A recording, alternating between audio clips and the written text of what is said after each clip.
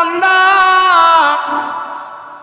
ঢাকায় চাকরি করে ঈদের আগে বাড়িতে যাবে, ঢাকার মধ্যে অনেক কাজের চাপ, ঈদের আগে বাড়িতে যাবে। মাকে ফোন দিছে, মা গো মা, এবারের ঈদটা আমি তোমাদের সাথে আইসা করব, চিন্তা কইরো না।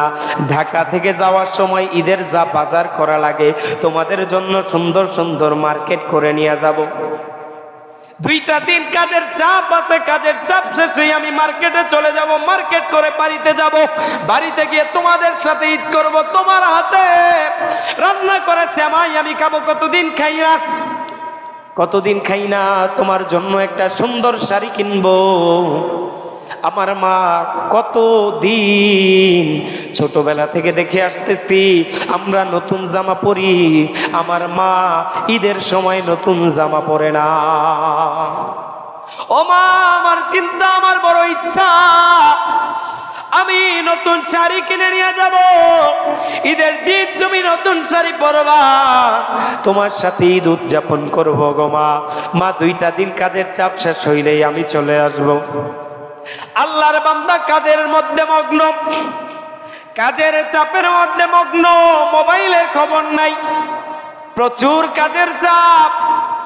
কাজ শেষ করে যখন বের হইছে মার্কেটে যাবে, মার্কেটে গিয়া মার জন্য নতুন শাড়ি কিনছে, বোনের জন্য জামা কাপড় কিনছে, বোনের জন্য জামা কাপড় কিনছে, ঈদের বাজার করছে।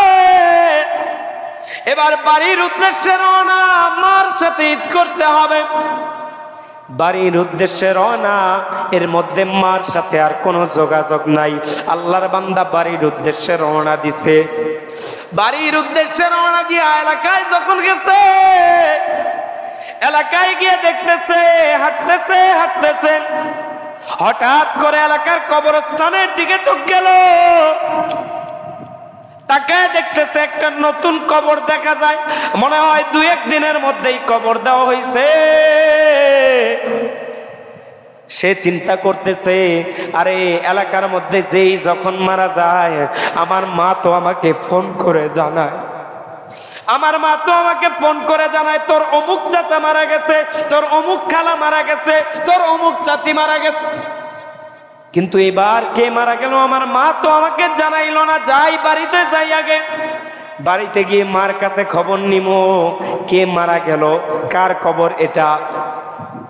আল্লাহর বান্দা বাড়ির দিকে হাঁটতেছে, রাস্তা দিয়ে হাঁটতেছে, সবাই জানি কেমন করে আল্লাহর বান্দার দিকে তাকায়, আর সবাই জানি কি যেন বিড়বিড় করে বলে। আল্লাহর বান্দা কোনো কিছু বুঝে না, তার চিন্তা হচ্ছে আগে গিয়ে মার সাথে দেখা করব, আগে গিয়ে মার সাথে দেখা করব। আল্লাহর বান্দা বাড়ির উঠানে চলে গেছে, বাড়ির ভেতরে গিয়ে দরজা থেকে একটা ডাক দিছে, মা, ও মা, আমি তোমার সন্তান আইছি গো মা, তুমি কই? ভেতর থেকে ভাইয়ের গলার আওয়াজটা শুই না বোন দৌড় দিয়া বের হইছে, দৌড় দিয়া বের হইয়া ভাইয়ের গলা জড়ায়া বোন কান্না করতেছে, ভাই তাও বুঝে না। ভাই মনে করতেছে বোন আমাকে হয়তো অনেক দিন ধরে দেখে না, এজন্য অনেক দিন পরে দেখার পরে বোন মনে হয় আমাকে দেখে কান্না করে দিছে। ভাই ডাক দিয়ে বলতেছে, আরে পাগলি, কান্না করার কি আছে? আমি তো তোর ভাই চলে আসছি, আমি তো তোর ভাই চলে আসছি। আম্মু কই? আম্মুরে ডাক দে, আম্মুর জন্য নতুন শাড়ি নিয়ে আসছি, আম্মুকে ঈদের বাজারটা বুঝাই দিব। গরুর গোশত নিয়ে আসছি, মুরগি নিয়ে আসছি, সেমাই নিয়ে আসছি, আম্মুর হাতের সেমাই খাইতে বড় মজা লাগে।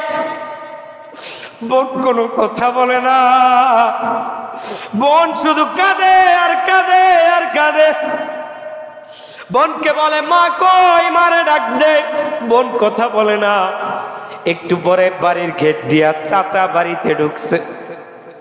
চাচা বাড়িতে ঢুইকা ভাতিজাকে দেখা চাচার চোখগুলো লাল হয়ে গেছে, চোখের মধ্যে পানি।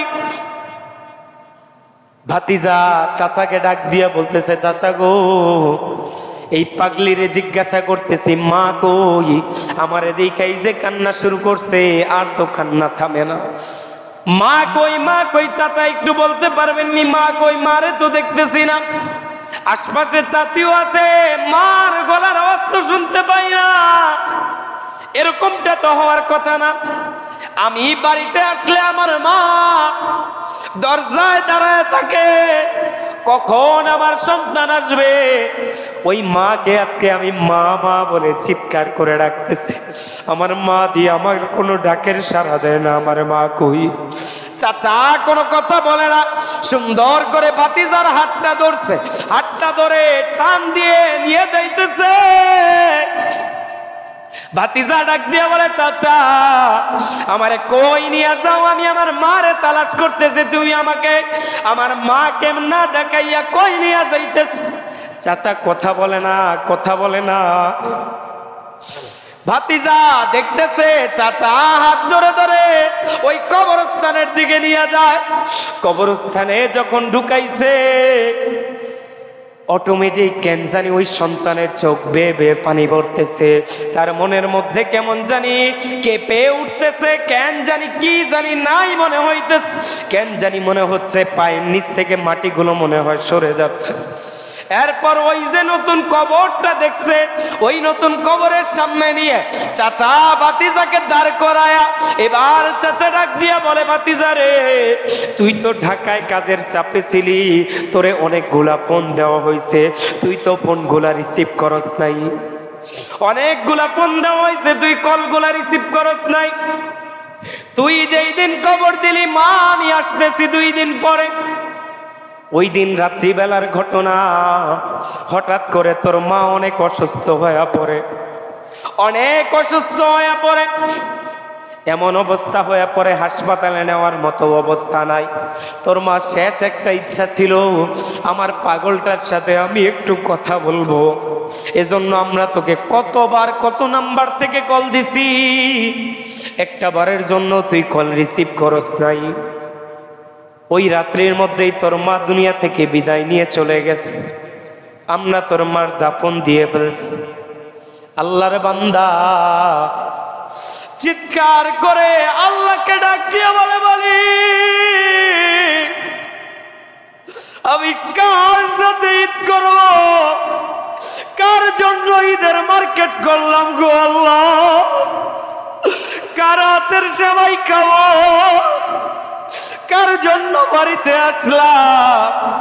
কবরের পাশে আল্লাহর বান্দা ডাক দিয়া মাকে ডাক দিতেছে, ও মা, এই যে দেখো না বাজার থেকে সবচাইতে দামি শাড়িটা তোমার জন্য নিয়ে আসছে গো মা, এই শাড়ি তুমি পরবা, আমার জন্য সবাই চিনি রান্না করবারে মা।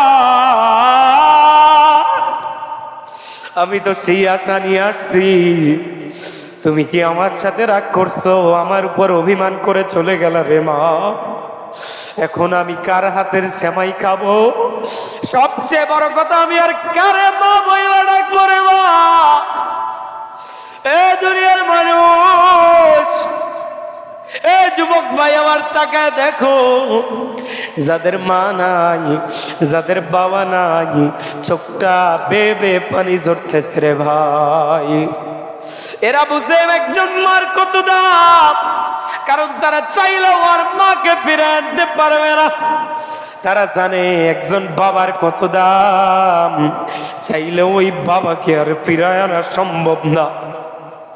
একজন বাবা কত কষ্ট করে এই যে ঈদের বাজারে এক একজনকে জিজ্ঞাসা করা হয় আপনার মার্কেট বাজেট কত, এক একজনে তার নিজস্ব বাজেট গুলা বর্ণনা করে, কিন্তু একজন বাবাকে যখন জিজ্ঞাসা করা হয় আপনার বাজেট কত, বলে আমার কোনো বাজেট নাই, কিনবো কি কিনবো না তার কোনো ঠিক ঠিকানা নাই।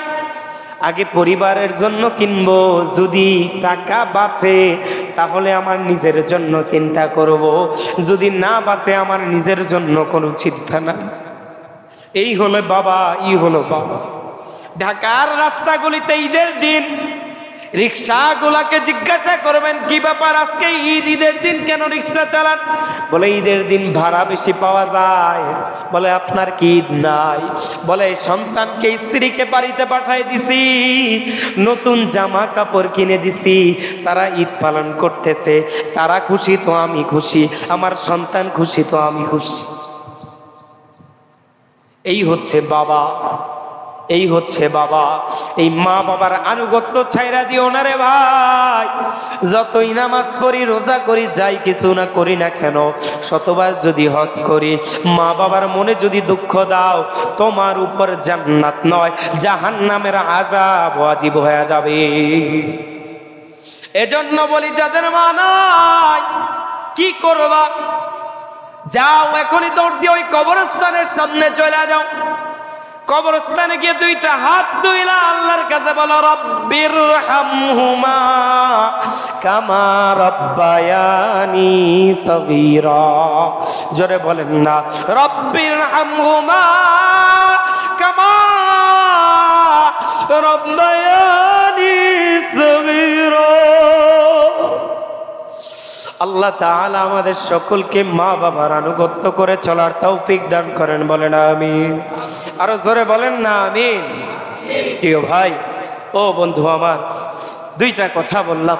আজকের রাত অত্যন্ত দামি একটা রাত, সম্ভাব্যময় কোরআন নাজিলের রাত। এই রাত্রিতে আল্লাহর কাছে আমরা তওবা করব। দ্বিতীয় যেই কথা বললাম, মা বাবার আনুগত্য করে চলবো, রাজি আছি তো ইনশাআল্লাহ? এখানে যারা আছি, আমাদের যাদের মা বাবা ঢাকায় আছে, এখনই গিয়ে মার পায়ে ধরে, বাবার পায়ে ধরে মাফ চাইব। পায়ে ধরতে যদি বেশি শরম লাগে, দয়া করে দুইটা হাত ধরে বলবেন, বাবা আমাকে মাফ করে দাও, মা আমাকে মাফ করে দাও। যাদের মা যাদের বাবা দেশের বাড়িতে আছে, এখনই গিয়ে একটা কল দিবেন যে মা অনেক ভুল করছি জীবনে, আমাকে মাফ করে দাও, আমার প্রতি কোনো রাগ কষ্ট রাখো না। দেখেন মার রিপ্লাইটা কি আসে, মার উত্তরটা কি আসে। আল্লাহ তাআলা আমাদেরকে মা বাবার আনুগত্য করে, আল্লাহ আনুগত্য করে, রাসূলের আনুগত্য করে চলার তৌফিক দান করেন, বলেন আমিন। কোন ব্যক্তি যদি কোরআনের একটা হরফ তেলাওয়াত করে, একটা হরফ উচ্চারণ করার সাথে সাথে আল্লাহ তাআলা ওই ব্যক্তির আমলনামার মধ্যে 10টা নেকি লিপিবদ্ধ করে দেন। আরো জোরে বলেন না সুবহানাল্লাহ। আলিফ একটা হরফ, লাম একটা হরফ, মিম একটা হরফ, নুন একটা হরফ, সিন একটা হরফ, শিন একটা হরফ, জিম একটা হরফ, হা একটা হরফ, খ একটা হরফ, এরকম আরবি 29টা অক্ষর রয়েছে। অক্ষর, প্রত্যেকটা অক্ষর, প্রত্যেকটা হরফ যতবার আপনার আমার জবান থেকে বের হবে, আপনার মুখ থেকে যদি বের হয় আলিফ লাম মিম, আপনার আমার আমল নামায় 30টা নেকি আল্লাহ তাআলা লিখে দেবেন। সেই জায়গায় কোরআনুল কারীমের সম্পূর্ণ অধিকাংশ মত অনুযায়ী ৬,৬০০টা আয়াত আপনি তেলাওয়াত করেছি এবং শ্রবণ করেছি। ভুল ভ্রান্তি যাই হোক আল্লাহ ক্ষমা করবেন। আমরা চেষ্টা করেছি, আস-সা'য়ু মিন্না ওয়াল ইতমামু মিনাল্লাহ, চেষ্টা আমাদের পক্ষ থেকে, পূরণ করার মালিক আল্লাহ। এত বড় একটা সৌভাগ্য আপনাকে আমাকে দান করেছেন, আরেকবার বলেন না আলহামদুলিল্লাহ। আজকেও এই সম্ভাব্যময় রাত্রি, যেই রাত্রে কোরআনুল কারীম নাযিল হয়েছে, হাদিসের মধ্যে এসেছে বেজর রাত্রিগুলোতে শবে কদর তালাশ করার কথা। আমি দুইটি বিষয় আপনাদের সামনে কথা, আমার কথা আমি শেষ করে মোনাজাতের দিকে চলে যাব। একটু মন দিলটা নরম করে কথাগুলো শুনবেন। মা বাবা একবারেই শান্তি, আমার কাছে কেমন জানি মনে, এবারে সমাধান দেখতে দেখতেই কেমন জানি মনে হচ্ছে একদম খুবই সংকীর্ণ হয়ে গেছে।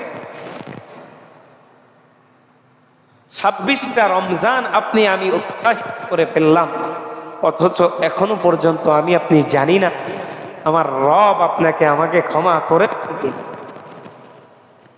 এখানে আমার রবের কোনো কমতি নাই ভাই। আমার রব সর্বদা তিনি আপনাকে আমাকে ক্ষমা করার জন্য, আপনাকে আমাকে ক্ষমা করার জন্য তিনি সর্বদা অপেক্ষা করেন। বলেন না সুবহানাল্লাহ। আপনার আমার রব বড় দয়াবান আপনার আমার প্রতি। আপনি আমি কখন আপনার আমার রবকে ডাক দিব, আপনার আমার রব সেই আশায় বসে থাকেন, সেই আশায় বসে থাকেন। আমার আল্লাহ তাআলার কোনো তন্দ্রা তাকে ধরে না। 24 ঘন্টা তিনি বান্দার দিকে তাকায় থাকেন, তার মাখলুকের দিকে তাকায় থাকেন, তার সৃষ্টির দিকে তাকায় থাকেন। বলেন না সুবহানাল্লাহ। এই বর্ণনা আল্লাহ তাআলা নিজেই দিয়ে দিয়েছেন। আল্লাহু লা ইলাহা ইল্লা হুয়াল হাইয়ুল কাইয়্যুম লা তাখুযুহু সিনাতুন ওয়ালা নাওম। আল্লাহ তাআলা জানায় দেন, রে দুনিয়ার মানুষ, আমি আল্লাহ এক অদ্বিতীয়, আমি আল্লাহ ছাড়া আর কোন উপাস্য নাই। লা তাখুযুহু সিনাতুন ওয়ালা নাওম। আমি আল্লাহ হচ্ছি ওই সত্তা যাকে ঘুম তো ধরেই না, ঘুম তো আক্রান্ত করতে পারেই না, কোন তন্দ্রাচ্ছন্ন তিনি হন না। বলেন না সুবহানাল্লাহ। এরে বান্দা, 24 ঘন্টার মধ্যে 24টা ঘন্টায় আপনার আমার দিকে আমার আল্লাহ নজর রাখেন। যেখানেই যান আমার আল্লাহর নজরের বাইরে যাওয়ার কোনো উপায় নাই। অন্ধকারে গেছেন, রাতের ঘুটঘুটে অন্ধকারের মধ্যে, দুনিয়ার কেউ যদি আপনাকে নাও দেখে, এই দুনিয়াতে একজন আছেন, তিনি দেখেন, তিনি কে? আর জবানটা খুলে বলেন না কে? পানির নিচেও যদি যান, দুনিয়ার কেউ দেখবে না, দেখবেন কে?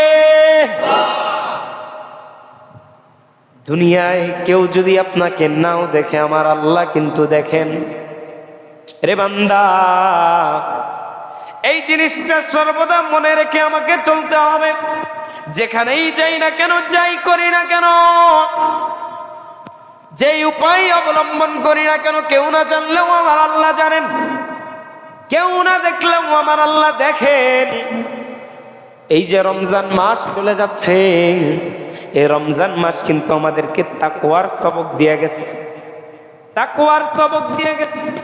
ও মুমিন, তাকওয়া কাকে বলে? তাকওয়া কাকে বলে? তাকওয়া হচ্ছে আমি আপনি আল্লাহকে ভয় করে চলবো।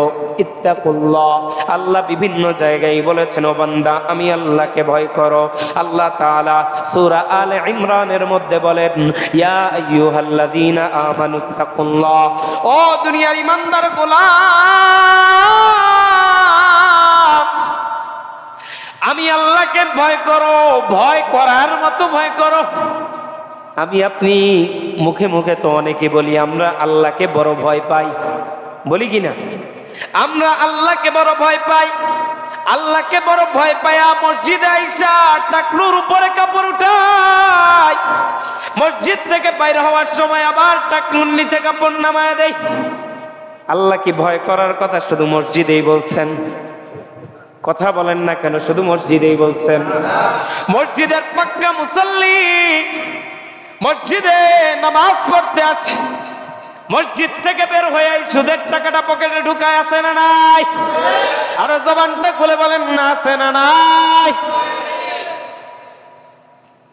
মসজিদে নামাজ পড়তে আসে, আবার মসজিদ থেকে বের হয়ে অন্যের নামে গীবত শেখায়াত, ওই বেটা ওইটা করলো কেন, ওই বেটা এমন করলো কেন, এগুলা করে কি করে না? করে কি করে না? এর দ্বারা কি আল্লাহর ভয়ের বহিঃপ্রকাশ পাওয়া যায়? ও দুনিয়ার গোলাম, ভালো করে বুঝতে হবে, আল্লাহকে ভয় করতে হবে। যেখানেই থাকেন না কেন, বাড়িতে আছেন, বাইরে আছেন, মসজিদে আছেন, যেখানেই আছেন না কেন, যেই অবস্থায় আছেন না কেন, আল্লাহকে ভয় করে চলতে হবে। আল্লাহকে ভয় করে যদি চলেন, আপনার আমার দ্বারা গুনাহ হবে না, গুনাহ হবে না, গুনাহ হবে না। আপনাকে আমাকে শয়তান ধোঁকা দিতে পারবেন না।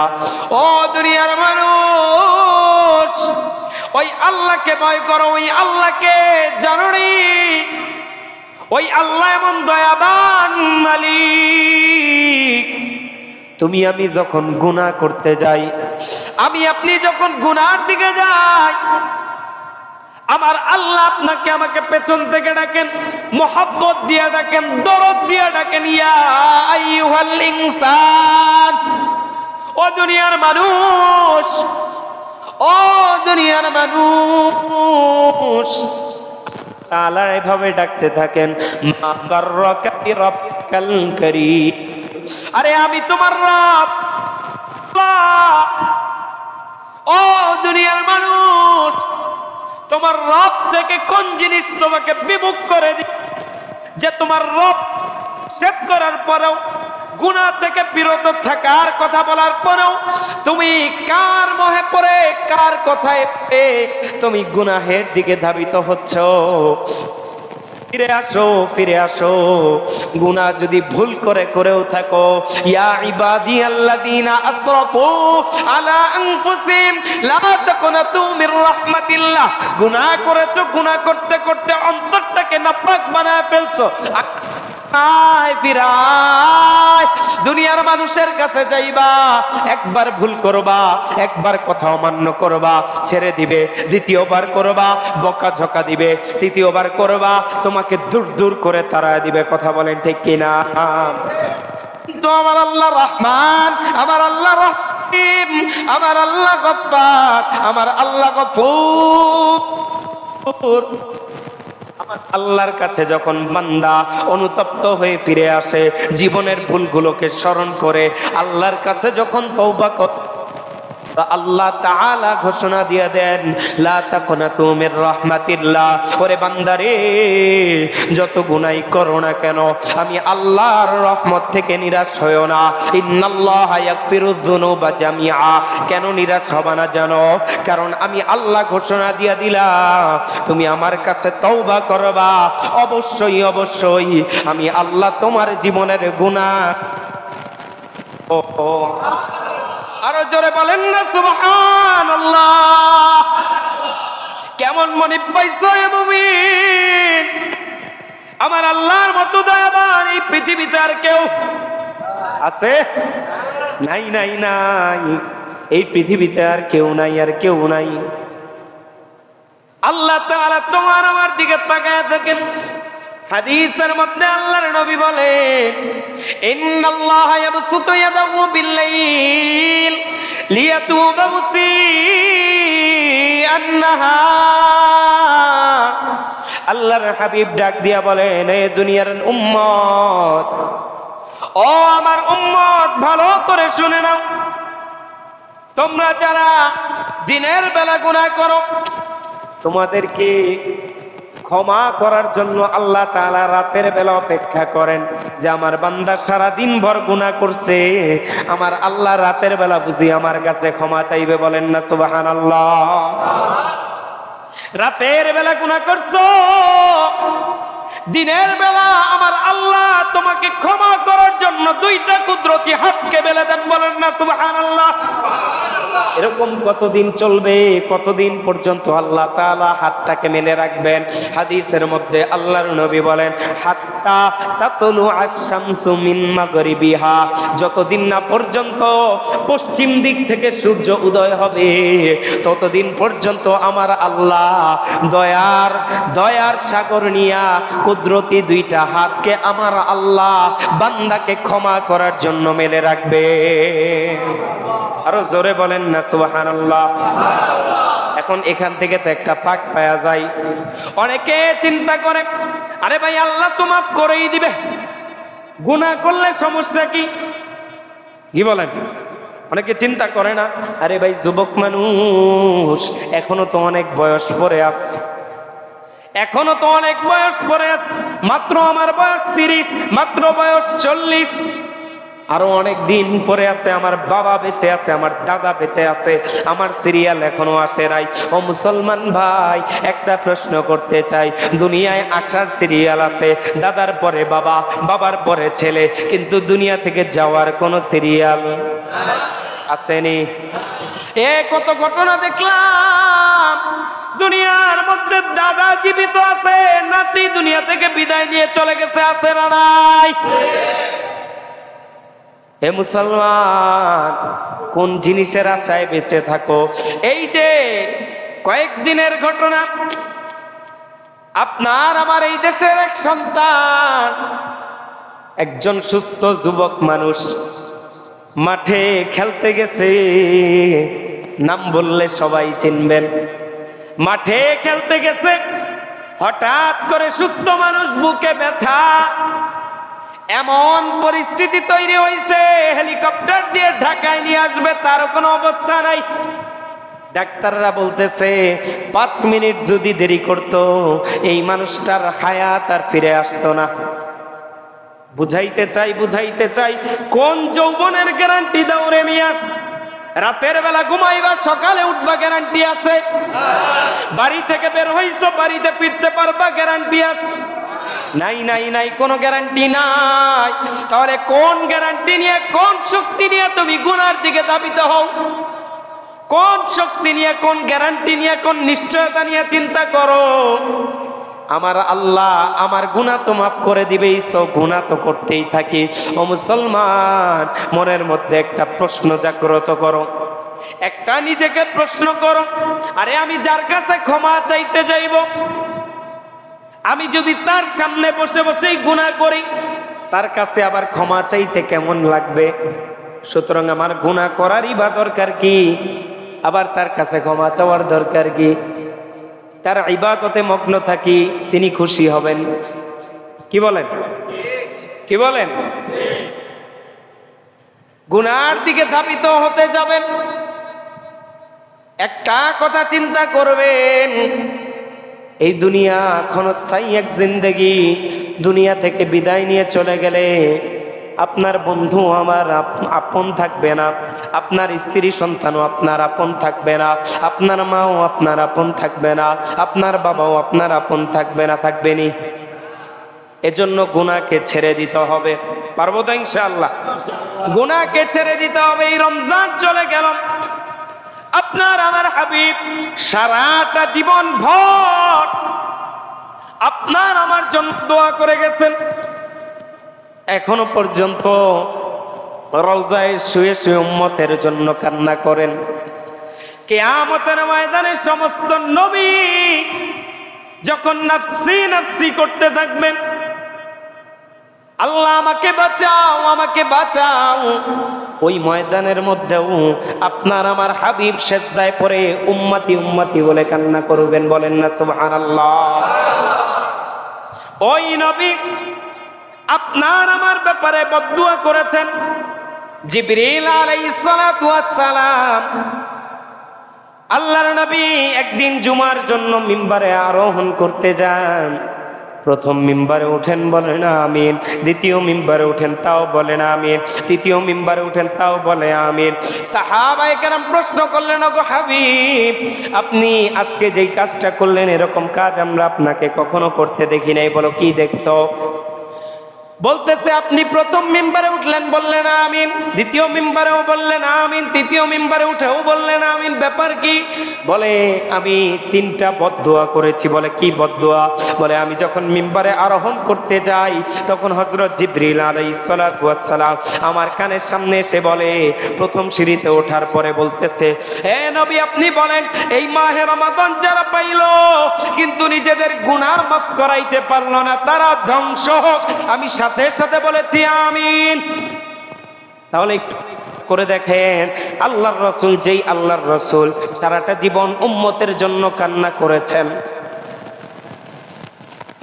ওই আল্লাহর রাসূল কি পরিমাণ রাগ চলে আসলে, গোসা চলে আসলে, কি পরিমাণ ভয়াবহতা বুঝতে পারলে এই উম্মতের জন্য বলতেছেন যে রমজান মাস পাইলো, নিজের গুনাহ মাফ করাইতে পারলো না, সেই ব্যক্তি ধ্বংস হয়ে যাক। সুতরাং এখান থেকে বোঝা যায়, যেই ব্যক্তি রমজান মাস আমরা যারা পাইলাম, যারা আমরা নিজেদের গুনাহ মাফ করাইতে পারলাম না, আমাদের মতো হতভাগা আর কেউ, আমাদের মতো হতভাগা আর কেউ নাই, আমাদের মতো হতভাগা আর কেউ নাই।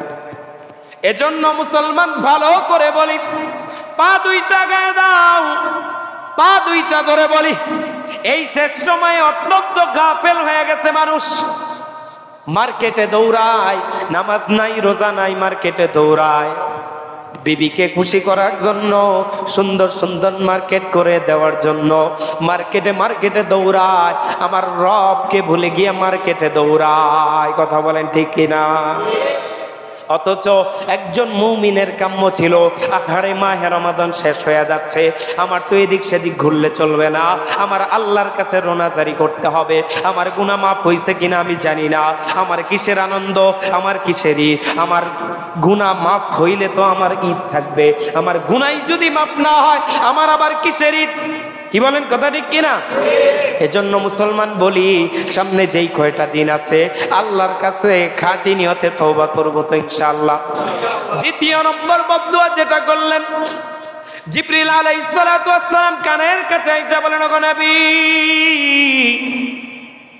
আপনার যেই উম্মত রমজান মাসের মধ্যে তার মা বাবাকে জীবিত পাইল, কিন্তু তার মা বাবাকে জীবিত থাকা অবস্থায় তাদের সন্তুষ্টি অর্জন করতে পারল না, ওই ব্যক্তিও ধ্বংস হোক। আল্লাহর হাবিব বললেন আমিন। এ মুসলমান, এই মা বাবা এমন এক জিনিস, যার মা একবার হারায় গেছে আর দুনিয়ায় সারা জীবন কান্না করলেও মা বাবাকে খুঁজে পাওয়া যাবে? আর মা বাবাকে খুঁজে পাওয়া সম্ভব না। এই মার বাবার মতো মায়াওয়ালা দুনিয়াতে আর কেউ নাই রে আল্লাহ। যার কারণে আমার আল্লাহ ঘোষণা দিয়েছেন, আল্লাহর ইবাদতের পরবর্তী কাজটাই হচ্ছে মা বাবার আনুগত্য করা, মা বাবার প্রতি সদাচরণ করা। কারণ এই পৃথিবীতে মা বাবার মতো আপন আর কেউ নাই রে ভাই, মা বাবার মতো আপন কেউ নাই। আরে দেখো না, মাকে কেউ যদি কিছু একটা দেয়, মাকে খাওয়ার জন্য দিচ্ছে, মা খায় না, আঁচলের মধ্যে লুকায়া ঘরের মধ্যে নিয়ে আইসা সন্তানকে দেয়। সন্তান যদি জিজ্ঞাসা করে, মাগো মা তুমি কি খাইবা না? মা ডাক দিয়া বলে, বাবা আমার এগুলা পছন্দ না, আমি এগুলা খাইতে পারি না। অথচ মার কিন্তু এই জিনিসটাই সবচাইতে বেশি পছন্দের। সন্তান খাবে, এজন্য মা বলে আমার পছন্দ না, যাতে সন্তান থেকে মাকে না দেয়। মা বাবা এমন জিনিস, এই মার মতো এই মূল্যবান জিনিস আর দুনিয়ায় কোথাও পাবা না রে বাবা। মার মতো খালা হয় না, মার মতো ফুফু হয় না, মার মতো অন্য কেউ হয় না। মা তো মাই, মার জায়গা আর কেউ দখল করতে পারে না। কথা বলেন ঠিক কিনা? এরে মা যারা হারাইছে তারা বুঝে, আল্লাহর এক বান্দা ঢাকায় চাকরি করে, ঈদের আগে বাড়িতে যাবে, ঢাকার মধ্যে অনেক কাজের চাপ, ঈদের আগে বাড়িতে যাবে। মাকে ফোন দিছে, মাগো মা এবারের ঈদটা আমি তোমাদের সাথে আইসা করব, চিন্তা কইরো না। ঢাকা থেকে যাওয়ার সময় ঈদের যা বাজার করা লাগে তোমাদের জন্য সুন্দর সুন্দর মার্কেট করে নিয়ে যাব। 2টা দিন কাজের চাপ আছে, কাজের চাপ শেষে আমি মার্কেটে চলে যাব, মার্কেট করে বাড়িতে যাব, বাড়িতে গিয়ে তোমাদের সাথে ঈদ করব। তোমার হাতে রান্না করে সেমাই আমি খাবো, কতদিন খাই না। তোমার জন্য একটা সুন্দর শাড়ি কিনবো। আমার মা কতদিন ছোটবেলা থেকে দেখে আসতেছি আমরা নতুন জামা পরি, আমার মা ঈদের সময় নতুন জামা পরে না। ও মা, আমার চিন্তা, আমার বড় ইচ্ছা আমি নতুন শাড়ি কিনে নিয়ে যাব। ঈদের দিন তুমি নতুন শাড়ি পরবা, তোমার সাথে ঈদ উদযাপন করবো গো মা। 2টা দিন কাজের চাপ শেষ হইলেই আমি চলে আসবো। আল্লাহর বান্দা কাজের মধ্যে মগ্ন, কাজের চাপের মধ্যে মগ্ন, মোবাইলের খবর নাই, প্রচুর কাজের চাপ। কাজ শেষ করে যখন বের হইছে মার্কেটে যাবে, মার্কেটে গিয়া মার জন্য নতুন শাড়ি কিনছে, বোনের জন্য জামা কাপড় কিনছে। বোনের জন্য জামা কাপড় কিনছে, ঈদের বাজার করছে, এবার বাড়ির উদ্দেশ্যে রওনা, মার সাথে ঈদ করতে হবে। বাড়ির উদ্দেশ্যে রওনা, এর মধ্যে মার সাথে আর কোনো যোগাযোগ নাই। আল্লাহর বান্দা বাড়ির উদ্দেশ্যে রওনা দিছে। বাড়ির উদ্দেশ্যে রওনা দিয়ে এলাকায় যখন গেছে, এলাকায় গিয়ে দেখতেছে, হাঁটতেছে, হঠাৎ করে এলাকার কবরস্থানের দিকে চোখ গেল। তাকায় দেখতেছে একটা নতুন কবর দেখা যায়, মনে হয় 2-1 দিনের মধ্যেই কবর দেওয়া হয়েছে।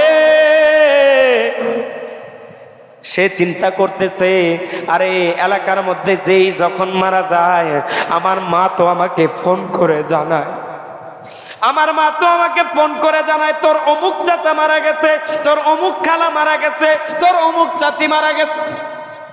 কিন্তু এবার কে মারা গেল আমার মা তো আমাকে জানাইলো না। যাই বাড়িতে যাই, আগে বাড়িতে গিয়ে মার কাছে খবর নিমো, কে মারা গেল, কার কবর এটা। আল্লাহর বান্দা বাড়ির দিকে হাঁটতেছে, রাস্তা দিয়ে হাঁটতেছে, সবাই জানি কেমন করে আল্লাহর বান্দার দিকে তাকায়, আর সবাই জানি কি যেন বিড়বিড় করে বলে। আল্লাহর বান্দা কোনো কিছু বুঝে না, তার চিন্তা হচ্ছে আগে গিয়ে মার সাথে দেখা করব, আগে গিয়ে মার সাথে দেখা করব। আল্লাহর বান্দা বাড়ির উঠানে চলে গেছে, বাড়ির ভেতরে গিয়ে দরজা থেকে একটা ডাক দিছে, মা, ও মা, আমি তোমার সন্তান আইছি গো মা, তুমি কই? ভেতর থেকে ভাইয়ের গলার আওয়াজটা শুই না, বোন দৌড় দিয়া বের হইছে, দৌড় দিয়া বের হইয়া ভাইয়ের গলা জড়ায়া বোন কান্না করতেছে, ভাই তাও বুঝে না। ভাই মনে করতেছে বোন আমাকে হয়তো অনেক দিন ধরে দেখে না, এজন্য অনেক দিন পরে দেখার পরে বোন মনে হয় আমাকে দেখে কান্না করে দিছে। ভাই ডাক দিয়ে বলতেছে, আরে পাগলি, কান্না করার কি আছে? আমি তো তোর ভাই চলে আসছি, আমি তো তোর ভাই চলে আসছি। আম্মু কই? আম্মুরে ডাক দে, আম্মুর জন্য নতুন শাড়ি নিয়ে আসছি, আম্মুকে ঈদের বাজারটা বুঝাই দিব, গরুর গোশত নিয়ে আসছি, মুরগি নিয়ে আসছি, সেমাই নিয়ে আসছি, আম্মুর হাতের সেমাই খাইতে বড় মজা লাগে। বোন কোনো কথা বলে না, বোন শুধু কাঁদে আর কাঁদে আর কাঁদে। বোনকে বলে, মা কই? মারে ডাক দে। বোন কথা বলে না। একটু পরে বাড়ির গেট দিয়া চাচা বাড়িতে ঢুকছে। চাচা বাড়িতে ঢুইকা ভাতিজাকে দেখা চাচার চোখগুলো লাল হয়ে গেছে, চোখের মধ্যে পানি। ভাতিজা চাচাকে ডাক দিয়া বলতেছে, চাচা গো, এই পাগলিরে জিজ্ঞাসা করতেছি, মা কই? আমারে দেখাই যে কান্না শুরু করছে, আর তো কান্না থামে না। মা কই, মা কই? চাচা একটু বলতে পারবেন নি মা কই? মারে তো দেখতেছি না, আশপাশে চাচিও আছে, মার গলার আওয়াজ তো শুনতে পাই না। এরকমটা তো হওয়ার কথা না। আমি বাড়িতে আসলে আমার মা দরজায় দাঁড়ায় থাকে, কখন আমার সন্তান আসবে। ওই মাকে আজকে আমি মা মা বলে চিৎকার করে ডাকতেছি, আমার মা দিয়ে আমার কোনো ডাকের সাড়া দেয় না। আমার মা কই? চাচা কোনো কথা বলে না, সুন্দর করে ভাতিজার হাতটা ধরছে, হাতটা ধরে টান দিয়ে নিয়ে যাইতেছে।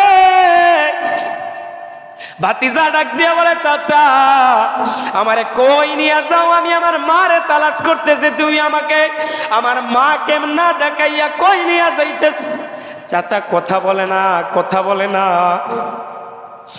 ভাতিজা দেখতেছে চাচা হাত ধরে ধরে ওই কবরস্থানের দিকে নিয়ে যায়। কবরস্থানে যখন ঢুকাইছে,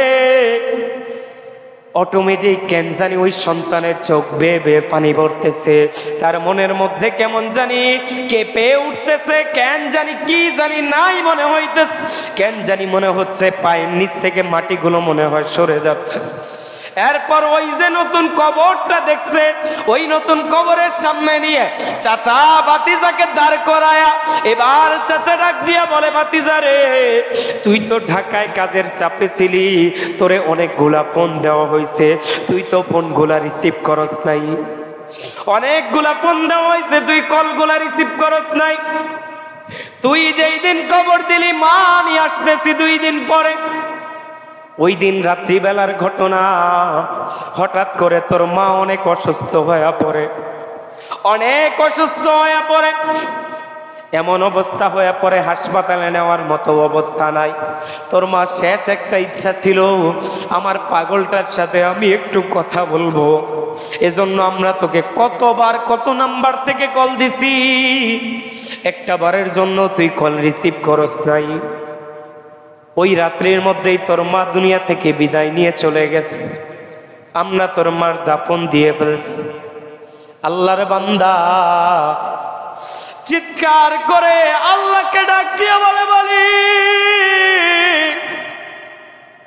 আমি কার সাথে ঈদ করব, কার জন্য ঈদের মার্কেট করলাম গো আল্লাহ, কার হাতের সেবাই খাবো, কার জন্য বাড়িতে আসলাম। কবরের পাশে আল্লাহর বান্দা ডাক দিয়া মাকে ডাক দিতেছে, ও মা, এই যে দেখো না বাজার থেকে সবচাইতে দামি শাড়িটা তোমার জন্য নিয়ে আসছে গো মা, এই শাড়ি তুমি পরবা, আমার জন্য সবাই চিনি রান্না করবারে মা।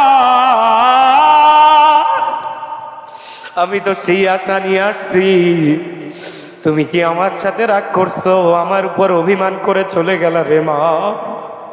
এখন আমি কার হাতের সেমাই খাবো, সবচেয়ে বড় কথা আমি আর কারে মা বইলা ডাকবো রে মা। এ দুনিয়ার মানুষ, এ যুবক ভাই আমার তাকায় দেখো, যাদের মা নাই, যাদের বাবা নাই, চোখটা বেয়ে পানি ঝরতেছে রে ভাই। এরা বুঝে একজন মার কত দাম, কারণ তারা চাইলেও আর মাকে ফিরে আনতে পারবে না। তারা জানে একজন বাবার কত দাম, চাইলেও ওই বাবাকে আর ফিরায় আনা সম্ভব না। একজন বাবা কত কষ্ট করে এই যে ঈদের বাজারে এক একজনকে জিজ্ঞাসা করা হয় আপনার মার্কেট বাজেট কত, এক একজনে তার নিজস্ব বাজেট গুলা বর্ণনা করে, কিন্তু একজন বাবাকে যখন জিজ্ঞাসা করা হয় আপনার বাজেট কত, বলে আমার কোনো বাজেট নাই, কিনবো কি কিনবো না তার কোনো ঠিক ঠিকানা নাই। আগে পরিবারের জন্য কিনবো, যদি টাকা বাঁচে তাহলে আমার নিজের জন্য চিন্তা করব, যদি না বাঁচে আমার নিজের জন্য কোনো চিন্তা নাই। এই হলো বাবা, এই হলো বাবা। ঢাকার রাস্তাগুলিতে ঈদের দিন রিক্সাগুলাকে জিজ্ঞাসা করবেন কি ব্যাপার আজকে ঈদ, ঈদের দিন কেন রিক্সা চালান? বলে ঈদের দিন ভাড়া বেশি পাওয়া যায়। বলে আপনার কি ঈদ নাই? বলে সন্তানকে স্ত্রীকে বাড়িতে পাঠাই দিছি, নতুন জামা কাপড় কিনে দিছি, তারা ঈদ পালন করতেছে, তারা খুশি তো আমি খুশি, আমার সন্তান খুশি তো আমি খুশি। এই হচ্ছে বাবা, এই হচ্ছে বাবা। এই মা বাবার আনুগত্য ছাইরা দিও না রে ভাই। যতই নামাজ পড়ি, রোজা করি, যাই কিছু না করি না কেন, শতবার যদি হজ করি, মা বাবার মনে যদি দুঃখ দাও, তোমার উপর জান্নাত নয় জাহান্নামের আযাব ওয়াজিব হয়ে যাবে। এজন্য বলি যাদের মা নাই কি করবা, যাও এখনই দৌড় দিয়ে ওই কবরস্থানের সামনে চলে যাও। কবরস্থানে গিয়ে দুইটা হাত তুইলা আল্লাহর কাছে বলো রব্বির হামহুমা কামা রব্বায়ানি সগীরা। জোরে বলেন না, রব্বির হামহুমা কামা রব্বায়ানি সগীরা। আল্লাহ তাআলা আমাদের সকলকে মা বাবার আনুগত্য করে চলার তৌফিক দান করেন, বলেন আমিন।